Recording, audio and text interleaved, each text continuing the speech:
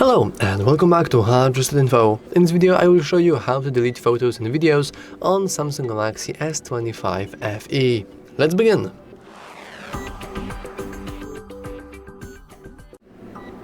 First, we want to simply navigate our gallery, which for me is right here. Now you simply can enter the photo you want to remove, or the video, it doesn't really matter. And we can simply press trash bin here and move to recycle bin.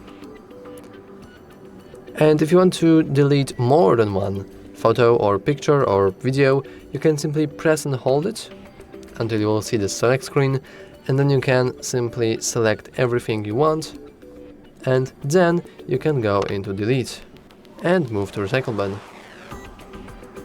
And that's all for this video.